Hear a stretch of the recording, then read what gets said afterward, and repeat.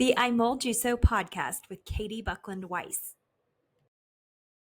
All right. Welcome, everyone, to this week's episode of I Mold You So with Katie Buckland Weiss. I'm very, very excited. I have my friend Eden joining us today. Eden Brown is a board-certified family nurse practitioner whose journey into holistic medicine was sparked by her own personal health struggles. That's actually how we met. We were at the clinic, and I was talking a little bit about my mold illness, and I think, Eden, you overheard me, and you're like, hey, I've gone through this too. Let's talk. Such a blessing because now we formed this friendship and we've been able to share best practices. I've been able to learn so much from you. And of course, you are treating my little boy too. So Eden, really, your passion for healing began when you were little as a missionary kid in Uganda, Africa. You developed an unwavering love for caring for others. And that's so apparent and all of my interactions with you. Years later, after facing challenges within the traditional American medical system, your search for answers led you to the world of holistic medicine in which you practice now, and you've never looked back. You bring an integrative approach to your work, honoring the connection between body, mind, and spirit, and you're deeply committed to helping people get to the root cause of their illness. Your education includes a Bachelor of Science from Nursing from Tech, and then a Master of Science in Nursing from TWU, Texas Women's University. And of course, you draw inspiration from traditional healing practices such as Ayurveda, traditional Chinese medicine, Western herbalism. Can't wait to talk about that. And food as medicine. And you are a lifelong learner. I know you just came back from a conference and you're constantly seeking new insights to support your patients. So I'm excited to hear about what some key takeaways from that conference as well. Outside of your work and your clinic, of course, you're a mom to lovely Clive, wife to David, and you guys spend a lot of time outside and just spending family time together, which is remarkable and good for the soul. So I am especially excited to speak with you today because not only do you care for patients with mold illness, but you've walked this path yourself. So I think you bring just such a great perspective to this topic. And so we are going to be talking about your own walk in mold and then also how you're treating patients. And one of the things is we were preparing for the podcast today, and I'm thinking about the folks that I'm reaching with the podcast and with the website is there's a number of folks that are in a maybe strapped financial situation that know that they're sick from mold or really believe that they're sick from mold. And you had shared with me that when you were walking through this, that you guys were on a limited income. And so I'll be curious to hear a little bit more about that because I think the listeners will really appreciate it and gain some great insight. So all that being said, let's get to you. So if you will, for the listeners, just share with us when and how did you first realize that mold was impacting your own health? How old were you and what were your symptoms? Well, thank you for having me, Katie. This is really such a sweet experience already. I was tearing up a little bit during that intro just because like you said, have had mold illness myself. It was not something that I would have wished for myself and wished to have on this journey of life. And I was really angry during that time because I was in school and didn't want to be dealing with brain fog and all the crazy symptoms you get with mold illness. But I can now see God's hand in my whole journey, just getting to share what I've learned with my patients and have a shared experience with my patients as well, because I went and walked through it myself. So it feels kind of like a cool full circle moment, even just getting to share this with you and share this with a wider audience, even on your podcast. So thank you for having me. You bet. Yeah, I'm happy to answer your question.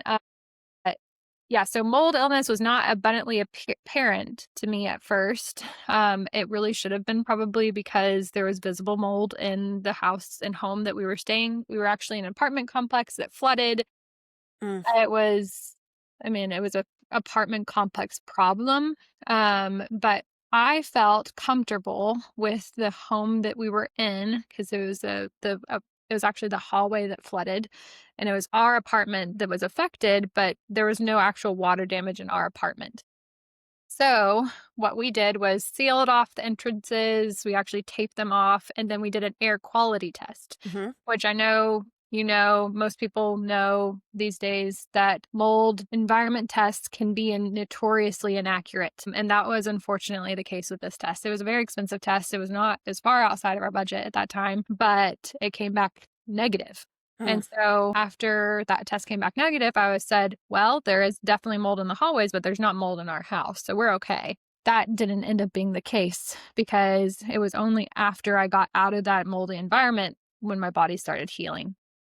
That was, it was a roundabout way of finding out that I was actually dealing with mold illness, but it was 100% mold illness because when I moved out of that house, my body started healing. And what were some of your key symptoms? As you know, symptoms can vary widely from person to person because everybody's body is different and everybody's body is weak in different areas. For me, my digestion has always been probably my weakest point. Mm-hmm. And so my symptoms were largely gastrointestinal. So like I just had a lot of stomach cramping. I had what I called stomach headaches, where I would have cramping in my stomach and it would cause me to have like a headache.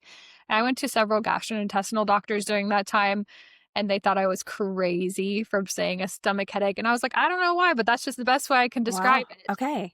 I'm sure some listeners are going to be nodding their head right now, like, preach, sister. Yes. I thought maybe I was having like a parasite problem because I was having like, this is graphic, but I was having multiple episodes every single day. Mm-hmm.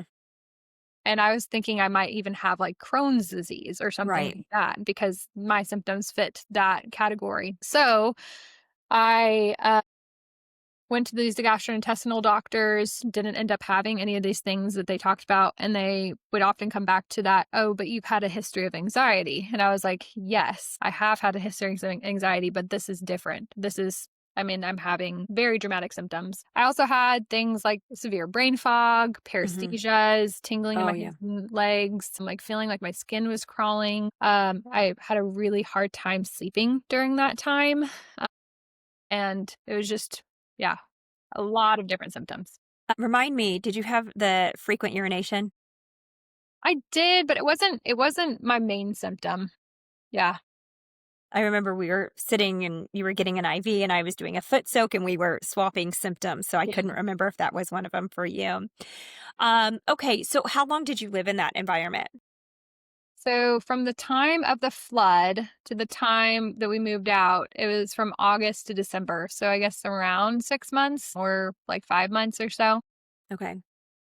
And then once you were out, when did you start feeling relief? Pretty immediately. Wow. It was definitely gradual, but my symptoms diminished quickly. And it was an incredibly stressful time of our lives. It was hard and not fun because we had to move out. We had to move out like over Christmas for basically 10 days. And so it was just, it was not what I wanted. It was not what I wanted for my life. But I look back on that time again and I can see God's hand because he took us out of this place that was poisoning us. And all of us, so my husband, my son Clive, all of us had symptoms. Okay. Had different symptoms. Share a little bit about their symptoms, if you will. Yeah. So David, my husband, has eczema and asthma, but his eczema and asthma had flared quite a bit. And then my son, he is young. And at the time he was like 5, he was having some signs of reactive airway. And so like we would go on runs together and he'd start wheezing. And I was like, that is not you. So something's up here. And then once you all moved out, everything started to improve. Yeah. And we also we all had problems with gluten at that time. Like none of us could eat gluten for whatever reason. It was just something else that was inflammatory to our bodies that our bodies cannot take. So you right just now, took it out. all of us can eat gluten, no problem.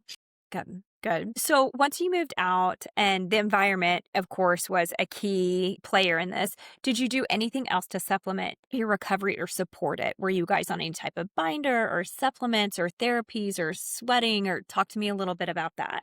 Yeah.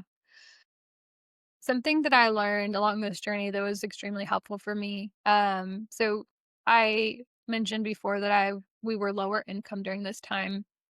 And so didn't have the money to even do a mold test, like a mold mycotoxin test, or now in my practice, I use antibody testing. And so that was a way I was limited, but I took an approach, like a traditional Chinese medicine approach of making the body an inhospitable place for mold. Okay. Ooh, I like this. Okay. A cold, dark, damp environment. And something like one of the things I've struggled with and probably struggle with because of my genetics is low thyroid. So Hashimoto's, I don't have Hashimoto's. My mom has Hashimoto's, but I've been borderline low thyroid before. My hands and feet are often cold. Mm-hmm. And so something I started implementing was trying to bring warmth to my body and heat. And so sauna was incredibly effective and incredibly helpful for me. Whenever would have a stomach ache or a stomach headache, like I told you about, I would pop into the sauna and sit there for an hour. We were gifted at that time by my sister-in-law. She gave us access to this portable sauna that she had. Wow. That was just incredibly helpful, especially because we didn't have the funds to do that daily otherwise. Yeah. So And sauna was sweating. incredibly Yeah. helpful. Sweating was incredibly helpful. I did a lot of detox baths. I found a mold detox bath online that was extremely helpful for me. And it was a combination of magnesium flakes, baking Mm-hmm. soda, and Mm-hmm. ginger root powder, which is kind of Oh, strange. okay. Yeah, Yeah. that's the first I've heard of the ginger root powder. I do want to get that from you after this Yeah. and share it with my followers. I have my own recipe for detox bath, but it includes hydrogen peroxide, and some people, that can Yeah. be a little rough. So curious Yeah. about the ginger root. Yeah. So I How would also often were you doing the detox baths? I would probably do that maybe once a week, but I was doing the sauna during peak symptoms daily and Yes, sometimes twice a day because it was something that would give me relief and I was miserable otherwise. So, miserable. Yeah. yeah. You mentioned in this, I think you mentioned being angry and understandably so. How did that impact this process for you? Because we talk a lot about, mind, body, spirit. Anger is something that I even still struggle with. I'm Yeah. angry this happened, or like I'm angry I'm not 100%, and I'm very irritable, Yeah. and that really came on when I got sick. So can you talk a little bit about the role that anger played and how you're dealing with that now? Yeah. Yeah. I think the reason I was so frustrated and angry was because I was in schooling. I was in my nurse practitioner program and I was learning about how to heal people and how to heal people's bodies. And so the story that I told myself was, how can I heal people? I can't even heal myself. And so Yeah.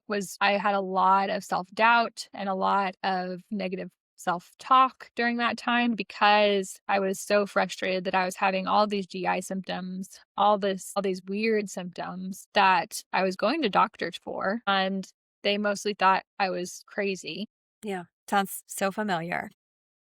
And so that was really just a consistent conversation between God and I of just, Lord, what do you have for me during this season? Why are you doing this? Why is this happening? It felt very unfair because I felt like I was doing everything right and I was still having so many symptoms. I was eating a very restrictive diet. I was taking care of my body. I was moving. I was taking a bunch of supplements. But I But you're in this environment. It's like this hidden. exactly. Yeah. And people don't know, you don't think about it. I mean, it's the last thing. It's not even on the checklist for physicians or lay people. I mean, it just isn't. And that's why I'm doing this and why I appreciate you coming on board. It's because, Yeah. raising awareness so that people, when they're going through all this and they're like, I am crazy, I'm losing my mind and I'm getting sicker every day. Mhm. Wait a second. Could this be mold? Could this Yeah. be mold?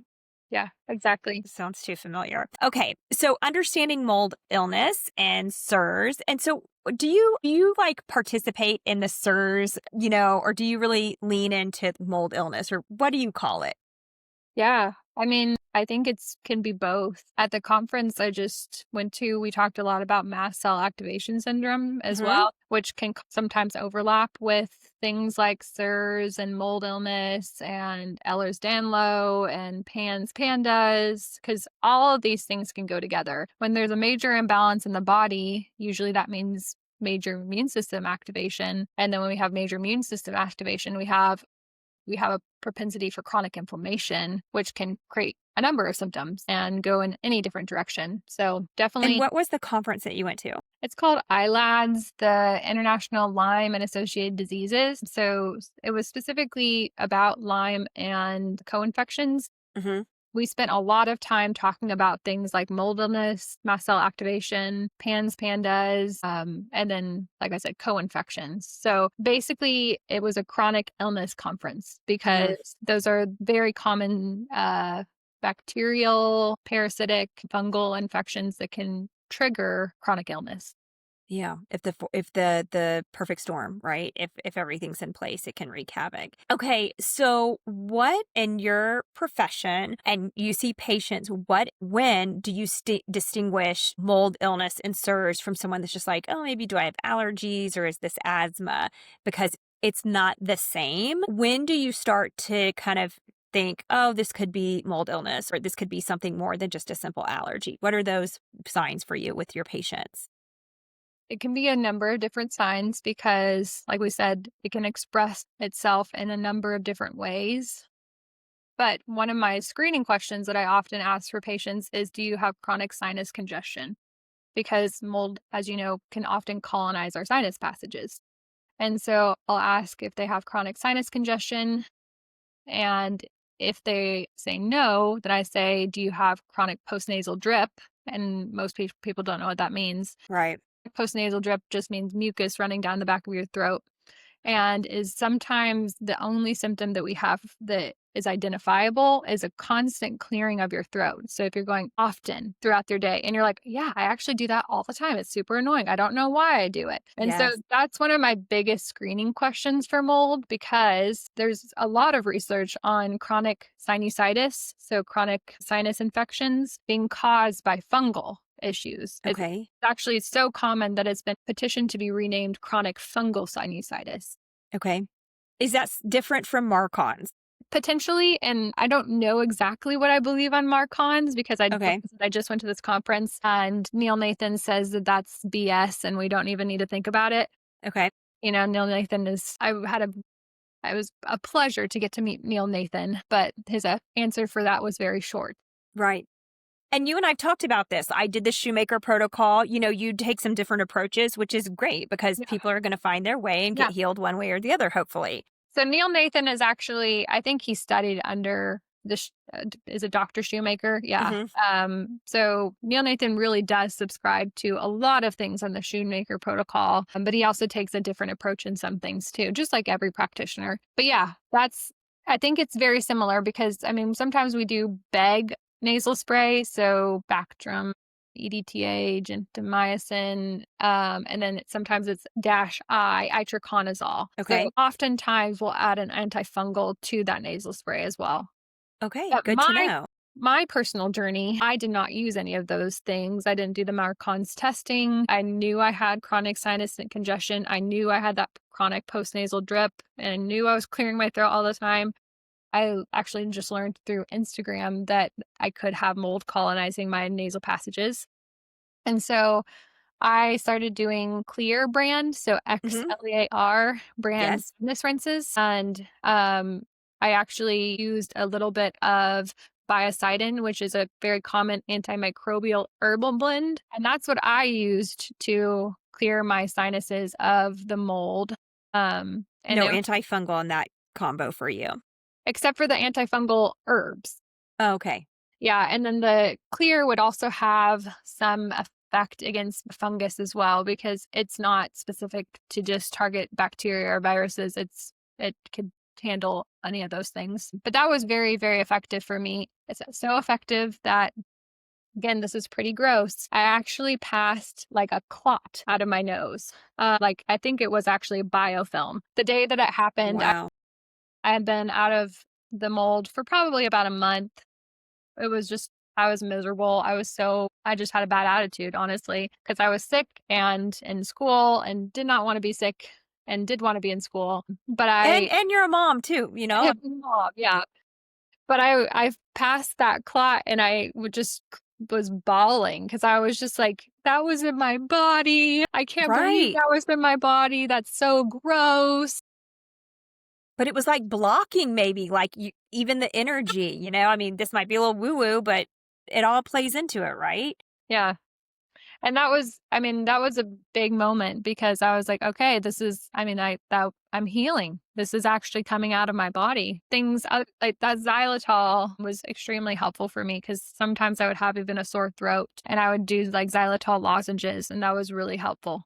Okay, I don't know what that is. Explain that. Xylitol is a sugar alcohol, or is it a sugar alcohol? It's like a sugar alcohol. It's derived from originally from willow bark, but that's what's in the clear nasal Oh, spray. So okay. it's xylitol plus saline, and xylitol plus saline has been studied to be about 7 times more effective at saline than saline alone at decreasing microbial adhesion. So microbes, including fungus and bacteria, viruses, etc. And our little boy is on that. We're doing the clear with the biocidin in it. It's a little bit more, I would describe it as gentle than some of the things More that I gentle. did. Could it potentially, I'm throwing you a trick question, could it potentially disturb like the good stuff in there too? Or it's gentle enough? Or Yeah. we want to disturb the good stuff too, because we got to get the bad stuff out. Well, it could definitely disturb the good stuff too, but whenever we have an overgrowth of the bad stuff, that's kind of the risk we're willing to take. Just like medicated antifungals or medicated antibiotics, sometimes the infection's Mm. severe enough that we choose to make a negative difference in one area because we're making a very big positive difference in the other area. Yeah, for long term. So you're not living with this just going crazy in your body. Well, that is great. And the clearing of the throat, that has been so interesting to me as I go through this journey because my husband was sick too. And like you said, we have very different symptoms. And when we first moved to West Texas, we had, we had the leak. And then for a couple months, we were kind of stewing in it. And I wasn't showing any symptoms yet, but Yeah. he had this. And I was like, what in the world? And we chalked it up to dust and being in West Texas. And I was like, you never used to have this. He's like, I've had this for years. I mean, you never used to have this. And you never used to go 8 or 9 times a night to pee. Oh, but now that we're out, Mm-mm. the clearing of his throat has gone. But Yeah. I hear it so often. People are like, do you have the throat clearing? And I'm like, oh my gosh, I didn't have it, but he did. So these symptoms, and I know that the folks who are listening, these are all, and Kate Miller, for example, who I had on the podcast a few weeks back, her Mhm. family had that same symptom. So those are some of the key indicators that you do. So, okay, so let's talk a little bit about when someone comes into your office and you are kind of like going down that path. Like, I think this could be mold illness. This could be, what do you do then? What type of testing do you do? Walk us through that. Yeah. Most of the time, I will recommend some kind of testing to confirm that suspicion. And oftentimes, we'll give the patient direction to also examine their environments. Because as you know, the step one is getting out of the environment.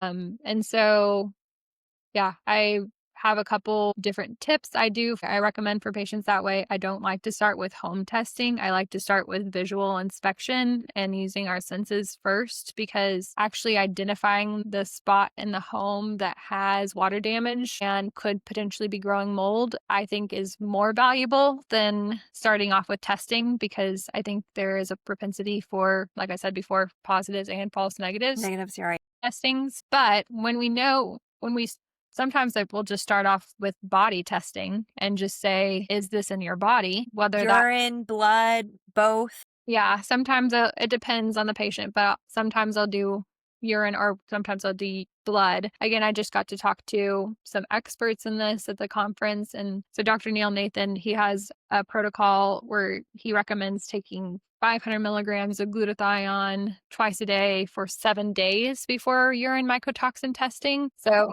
Okay. that was one of the reasons that I had a problem with urine mycotoxin testing in the past because we can see such variability in the results.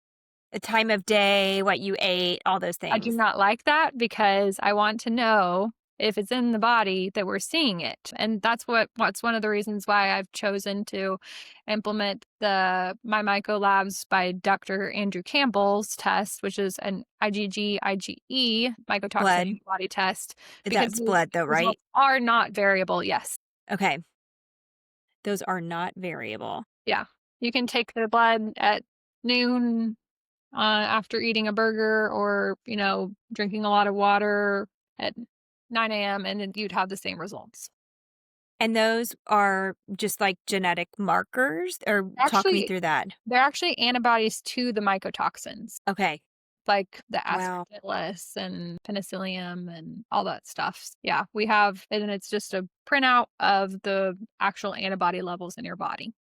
And then if that comes back with certain findings, then you're like, okay, we know what we're cooking with now. And perhaps your patient has found it in their home. Perhaps they haven't. I know there's all sorts of talk about, air testing versus the ERMI and then bringing in experts. I also just recently learned about mold dogs, which Yeah. is pretty wild. I have not done mold dogs, but I would be curious because I'm, hypersensitive to any type of water damage. And in our old home, we did not see it initially. When I look back now, I'm like, oh, there was a crack in the ceiling, but we thought the house was shifting. Yeah. So very curious about these mold dogs. Might want to check that out. I'll report back to y'all on that. Okay, so then you do the initial test. You you do confirm the diagnosis more or less.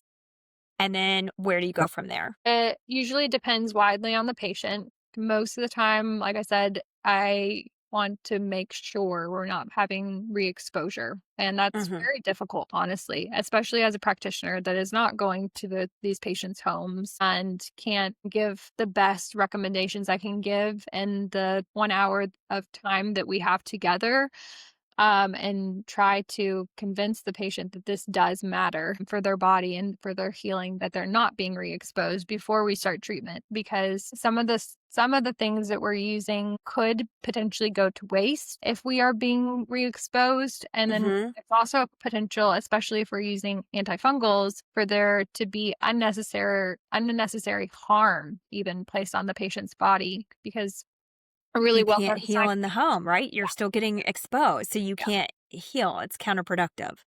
And a very well-known side effect of antifungals is a potential rise in liver enzymes. So it can be a little bit tough on our liver. And I'm very hesitant to start anything that's going to be tough on a patient's body before I know that it will be effective. Right. I always think about the cup, and if your body's a cup, and if you keep pouring in the mycotoxins and the mold, Yeah.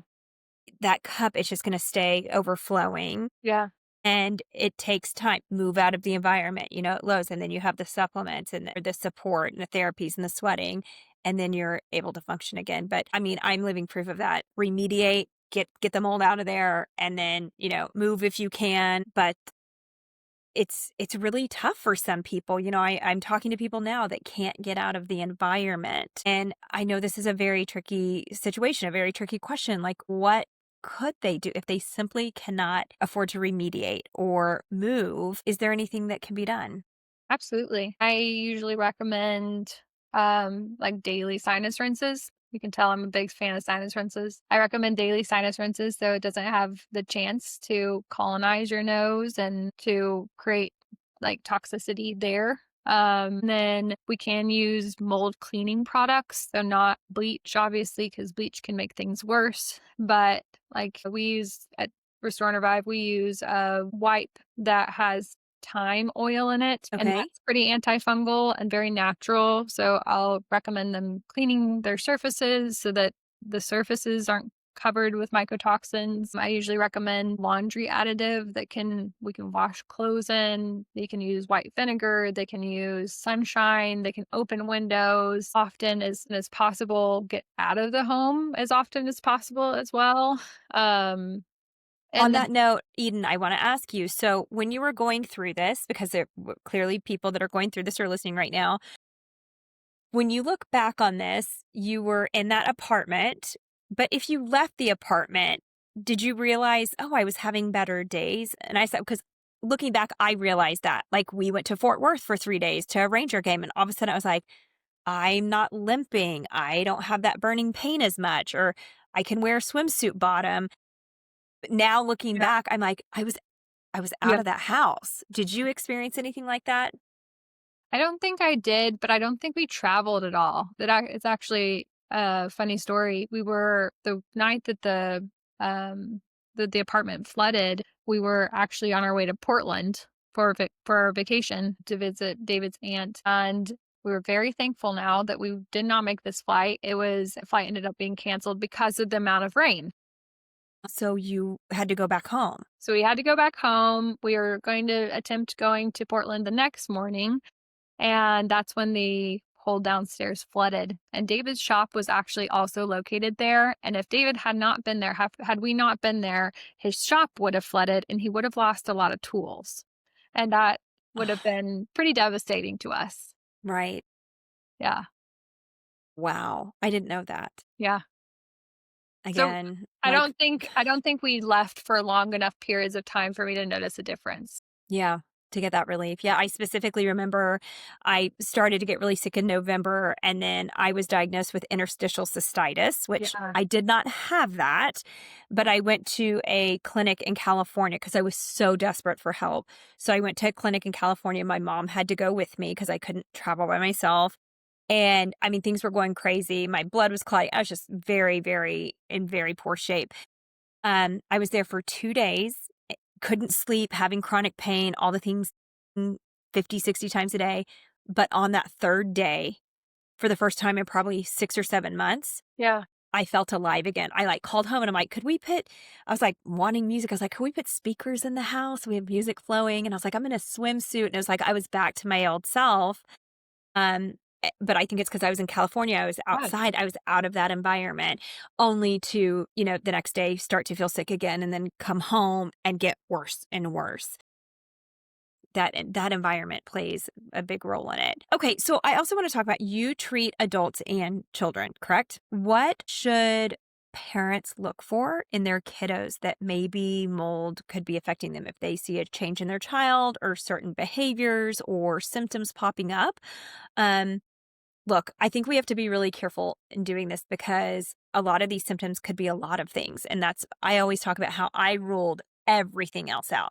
Eden, I spent a year's worth of my commission checks going to doctors, having tests, Yeah. because I'm like, is this MS? And they're like, is it a brain tumor? All these things. And we were able to rule it out. And while I always talk about like, man, it was so good to rule things out, but I'm still like deteriorating Yeah. and very scared because I'm getting worse. What is this? So, I don't want to dismiss things and say, oh, everything is mold illness. Yeah. But I know in my own experience, there's a shift in my child. And I want to speak to some of the parents that might be going through this. Like, what do you see in kiddos that might be a little bit different than adults?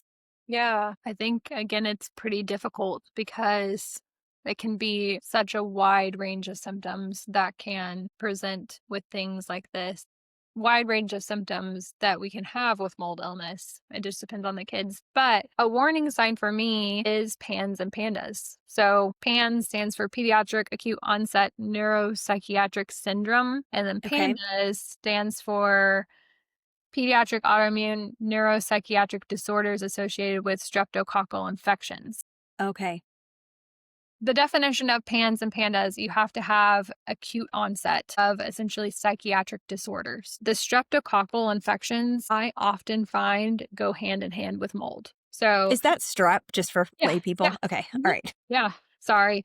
They go hand. I see that clinically that they go hand in hand together. And that's what the conference reiterated again and again too. So that was really helpful to see like, oh yeah, you're seeing it too. And this conference was very science-based. Everyone who presented had drafted their own study and it was published and peer-reviewed and stuff too. But yeah, that would be a warning sign for me is if we have a abrupt onset of like anger or frustration or bedwetting or just any kind of neuro disorder that I've heard the bedwetting quite a bit from other parents that have I gone have through too. this. Yeah. And for us, we don't have the bedwetting, but there's a lot of trips to the bathroom. A lot of Mhm. trips to the bathroom. And it's not just Interestingly, like a nervous little tick. It's, yeah, so yeah. Um, continue. Sorry. Interestingly, so like I said, I keep talking about this conference. One of the things that I learned was after listening to a talk by David B. Corey. He's an MD who works at Baylor. He is an ENT specifically, which means ear, nose, and throat doctor. But he was talking about chronic fungal sinusitis. That was one of the things he talked about a lot. So fungal infections of the sinuses. But he also addressed how he has seen, and he had published studies that reiterated this, that oftentimes food allergies, seasonal allergies, eczema, and asthma can have a mold root, and that treating mold can help all of those things. And he had published case studies and published, like systematic reviews and things addressing mold that helped with things that are so common that we see in pediatric population, like asthma and eczema. So that's new information for me personally. I have not acted. I'm seeing that. I'm seeing that in this community, people talking about that. And maybe for years, I'm a kid of the 80s. Yeah. The kids that had asthma, maybe they were living in moldy environments, right? And now we're able to put it together. But one of the things that's interesting, and again, why I'm doing this, is to raise awareness about the possibility that this is mold, right? I wrote all my doctors afterwards. Half of them laughed at me. The others took note. But it's really thing that as I talk to different practitioners, even my husband, where he's like, yeah, this never came up in medical school. Like it's not, again, on the checklist. But I hope that somehow, some way we can get that into the mix, because if people know that it's mold or they are suffering from mold illness and they can connect those dots after years of suffering and could do it in, 6 months versus 3 years, let's do that. That is my hope for this, that maybe instead of ruling everything else out over 12 months and then you get to mold, it's maybe put this up here in the first 3 months and then get people on the road to recovery, or identify the root illness and get that kiddo out of that environment. I'm very cautious because I'm very biased towards thinking everything is mold illness because of my own story. Right. So I always check myself. I'm like, don't mention mold, don't mention mold, don't mention mold, just because I don't want to just speak mold over people and mold into every situation. But I often do ask at the end of talking to the patient, is there any concerns for mold in your environment? If they actually see visible mold, that's a pretty good sign that there's a mold problem. Yeah. And so sometimes they say no. And then sometimes they say, well, actually, yes, I just moved into a house that has a bunch of black mold. And I'm like, well, why didn't you mention that before? Right. Yeah. So I ask a lot of screening questions, but I also don't want to pretend that everything is mold. Right. There is a balance. I'm guilty of that too. And I'm not a practitioner. And, I think it's important to remind folks that there are plenty of people that are not susceptible to this, that, could be in a moldy environment and not get sick. Yeah. To that point, I'm under the impression, Eden, that there's a combination of things that make you susceptible to mold. Some genetic makeup, maybe you had a virus, and then prolonged mold exposure. Is it possible that someone could not have the genetic makeup, but just be exposed to mold and still get sick? Or really all of these things need to be present? I think it's very possible. I think almost everyone could potentially feel ill if they were around too much black mold. Because, they literally make biotoxins or mycotoxins, which are very negative for every single body. Sometimes, it depends on epigenetics, so gene expression as well. Like, does your body make a lot of glutathione and you have no problems with excretion? Are you getting great sleep? So your body is healing whenever you're sleeping. So there's obviously a bunch of things that could play into whether or not a person feels bad when around mold. But you talked about the cup model. So if their gut is off and then they're exposed to mold, or if they are struggling with constipation and then they're exposed to mold and their body's not able to excrete that well, then I would assume that most people would have an issue being around chronic mold. Yeah. And just thinking, I just squirm when I think about the mycotoxins in my body or my children's body. I'm just get so angry. Again, anger plays into this. So if we are going to do some hot takes here right now, best way to get mycotoxins out of the body, you would say sauna supports it. What are other just quick hits? Yeah. I like binders. I personally did not see that much, my body did not respond to binders that well. And so I've used binders in my patients. I I typically like to track symptoms. And if symptoms are improving, that's a good sign that whatever you're doing is helping your body. And so when I do use different therapies, I ask the patient, how did that make you feel? Did it make you feel better? Did it make you feel worse? Potentially it made you feel worse because we're having some kind of like Herxheimer reaction, which is a Right. beneficial die off, which is good, but that would only last max 3 days. And then Okay. you could be able to see that you're improving. And you were so dialed into that, Eden. I reached out to you with my son after we got him on some stuff, and I'm like, hey, he's acting this way about this and that. And we had to adjust it, right? We had to listen to him, just like I've talked about magnesium in my own body or ozone in my own body, Yeah. being mindful. It's We're true. all going to have different Yeah. symptoms. We're all going to react differently, and you find something and Yeah. you roll with it. Yeah. Like I said, I like to bring warmth to the body. So another thing that was really helpful for me was strength training. So building muscle, and I specifically was lifting very heavy at that time. And that was extremely helpful for me. Oh, I love Soluble that. fiber. Okay. Soluble fiber, I cannot talk about highly enough. And the reason that I got really into soluble fiber was after listening to a podcast, and it was a very fascinating podcast, but it was a podcast interview with a lady she's called the Bean Lady. She really Okay. likes beans, and beans are full of soluble fiber. So she actually was able to save her daughter from pesticide poisoning Mm-hmm.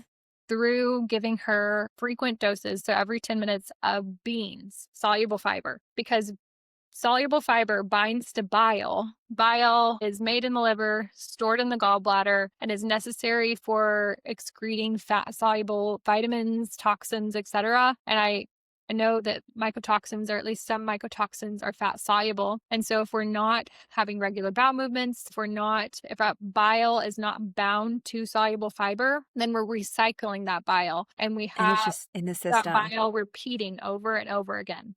Yeah. So soluble Okay. was extremely helpful for me. So much so that whenever I told my husband I felt bad, he would start grating a raw carrot salad. Yes, you told me this, the raw carrot salad. Okay. And that was your go-to. That was my go-to. It was always helpful. It always helped with the stomach headache. An affordable option as well. Yeah. Right? I mean, really. Okay, so Yeah. carrot salads. I have an actual fat soluble like fiber. I do. And then I know that we also put my little boy on a gentle fiber. Mhm. Is that how you Yeah. describe it? Yeah. Which again is a nice alternative because some of these supplements and or prescriptions and therapies can Yeah. get expensive. Absolutely. Yeah. And everyone deserves a healthy shot at this regardless of, income and financial situation. Okay, so we talked a little bit about the workup, the home inspection, diagnosis, and then, oh, yeah. So one of the other things was talking about like the overlap, and it sounds like this conference that you went to. And would you agree with the fact that, and this comes from the conversation I had with you, we'll use my little boy as the example. You were doing, I don't know what the test was with his hand. Cytoscanner. Yes, and you were mentioning that there were some parasites showing up. I think it was from that you saw the parasites. Yeah. And you had mentioned something that was really interesting, that you saw parasites, but you didn't necessarily want to treat the parasites because there were parasites hanging out because of mold. Yeah. So that Can you was explain that a little bit? Yeah, I would definitely say this is a theory. So I'm not going to claim that I know this to be fact or have done Okay. studies on this, but that was a theory in my own body. So, like I said, my symptoms were largely gastrointestinal, and I thought that I had parasites because, I think everyone thinks they have parasites. It's all over social media. But I was having symptoms that I think were associated with parasitic overgrowth. The reason I think that the parasites were there, and this is really the terrain model of medicine, or the terrain Yes. model of healing. So there's the vector-borne or like viral contagion theory of disease, and then there's the terrain theory of disease. And I truly believe in a combination of the two. So the viral contagion of disease or the bacterial contagion of disease means that you come across the parasite, you come across the virus, and you come across the bacteria, whatever it is, and that makes you sick. Obviously, we all know that to be true. The terrain theory of disease says that it's not necessarily the bacteria or virus or parasite that you come into contact with that makes you sick. It's the state of your terrain. It's the state of your body that makes you susceptible to being a hospitable environment for that bacteria or host or whatever. You have Mhm. hospitable host for that illness. And I definitely believe that was the case in my body because I had mold that created a lot of things for, or maybe even food for the parasites. Mhm. Parasites were there kind of as a cleanup crew for all that mold problems. Right. And they And were then once you got rid of the mold, the no parasites. issue at all. Yeah. Yeah. Yeah, there's a theory just talking about the terrain with Dr. Ben Edwards, and he has this great story about the importance of stomach acid. We try to Absolutely. lower stomach acid, and actually, there's so much benefit to it. So that's on another podcast, but that terrain really plays into this. Okay, a couple other things I want to touch on. We talked about sweating a lot, but let's talk about like replenishing and replacing minerals. Mm. What is your take on that? Yeah. I think it's extremely important, especially since if we're losing a lot, we need to replace it. Yeah. And that ultimately plays into mitochondria as well, which can be a big player in this in someone's recovery or illness or recovery. Yeah. Okay, so having been through this, how do you balance being proactive about this, but not over worrying clients or patients rather? And then talk a little bit about time frame from recovery, Yeah. right? Because this doesn't happen overnight. We can't be in a chronic state of fight or flight. Yeah. So this is kind of a loaded question, but I think Yeah. all of these things kind of map together. Yeah. So I'd love to hear your thoughts on that. Yeah, I think that's incredibly huge. It was incredibly important for my healing and my journey because anytime I would smell a whiff of anything that smelled like earth or potentially moldy, my body would freeze and get so anxious because I was like, I do not want to be Wow. there. I do not want to be back in that state of mind or in that body space. So for me, that was very important. One of the things that was helpful for me specifically was my husband was like, well, why don't you, instead of associating that smell with toxins or with sickness, why don't you associate that with like the forest and with the earth? And I was like, oh, that's a good idea because we're hikers and campers. And mold is everywhere in a Right. forest. Mold is everywhere in our world. We can't get away from mold. It is everywhere. I personally believe it's due to poor building habits that we have the amount of black mold and toxic black mold and sick building syndrome that we do and like how rampant it is in America these days. Yes. So that's And the yeah. fact, in the last 10 years, in my last podcast, we were talking about this. He's a mold expert, goes into the homes, and he said in the last 10 years with the new builds, black mold is far more prevalent in the new builds than the older buildings. I believe And it. it's because they're Yeah. so tight, they don't breathe. Yeah. So, yeah, so I'm sure you're seeing an uptick in your patient population of folks Absolutely. that are sick from this. Yeah. I have patient after patient that will say, oh, it can't be mold. I'm in a new build. Or I can't be mold. Bingo. I'm in a new house. And I'll say, that's not necessarily a safeguard, unfortunately. Like I use this example. One of my patients, her son was very ill. He was getting sickness after sickness, viral upper respiratory tract infection after upper respiratory tract infection, eczema, asthma. He was actually muscle tested by his chiropractor. And the chiropractor said, you have mold. They said, Mm. can't be. But they ended up knocking out his bedroom wall. Behind the wall was completely covered in mold in his room specifically. And they removed the mold. Man. The boy got better and without any treatment. He just needed to be away from the exposure. Yeah. Wow. What was your original question? Just how not to over worry and to manage, and then like expectations from healing. Like, what does that cycle look like? And also to tag more onto that is kind of maintenance mode. What does Yeah. that look like? Yeah. Well, the conference I just went to was really helpful for both of those pieces. There's a theory called polyvagal theory, and like there's a bunch of different therapies within that polyvagal theory that Dr. Neil Nathan talked about several times. I personally have not looked into a lot of them. One of them I know is heart math. One of them is like the Apollo Neuro, which those are both vagus nerve stimulators and things Okay. with HRV, heart rate variability, Mm-hmm. nervous system resetting. Yeah. I personally encourage what's called the emotional freedom technique or tapping with my patients. We'll do that pretty frequently because it's a very easy thing to implement and cost effective. It's like free, it's very easy to learn. Okay. I love deep breathing. So that was actually something that was incredibly helpful for me in my own recovery was just remembering to stop and deep breathe throughout the day. We have Peyer's patches, which is part of our lymphatic system in our gut. We actually have the most lymphatic organs in our gut, period. And as Wow. you know, we have a lot of issues with lymphatic congestion whenever we have mold illness. And so deep breathing was a very powerful modality for just moving lymph for me. And I recommend that to my patients often too. And affordable. Again, like I'm getting folks are like, how do I, and it's not going to happen overnight, and deep breathing is hard for me. Like I really struggle with that. But Yeah. the lymphatic thing, when I started moving my lymph, Yeah. I started to heal. That's awesome. And the derma shape that you guys have there, I'll post this week, but Nancy does a lot of work on my belly, right? Moving that stuff. And this Yeah. makes sense now. Yeah. It looks like, big jelly roll moving around, but it's moving, and then she takes it to the drain. So it's awesome. So that lymph is a big part of it. So what do you tell your patients from an expectation? Yeah. They come see you. Everybody wants instant gratification, immediate healing. That is not the case for this. And for me personally, I'm 11 months out and I still have some rough days. Maybe it's because exposure or I think a lot of it, as you mentioned, has to do with nervous system. And dang, Eden, it is hard when you're in the thick of this and you're trying to calm down and stay calm. Yeah. Like, Yeah.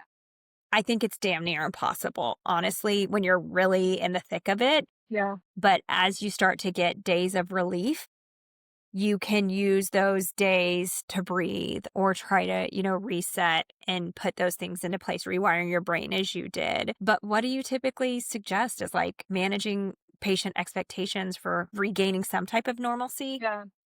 and or relief?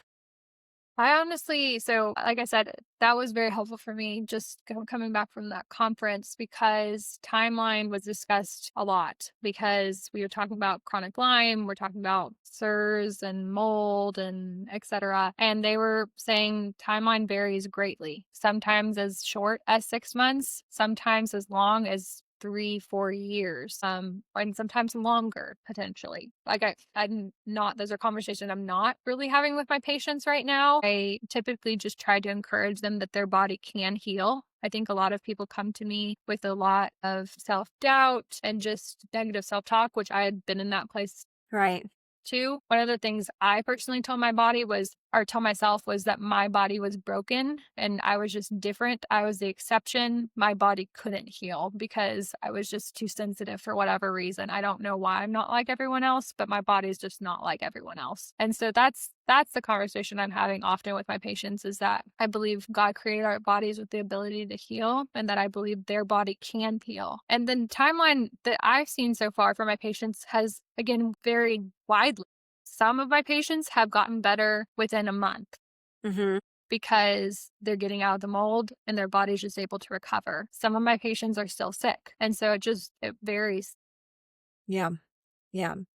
Well, I'm, like I said, 11 months out and some of the chronic pain, the debilitating pain, not being able to wear like underwear or like pants or anything touching my body, that's all gone. Amazing. Yeah.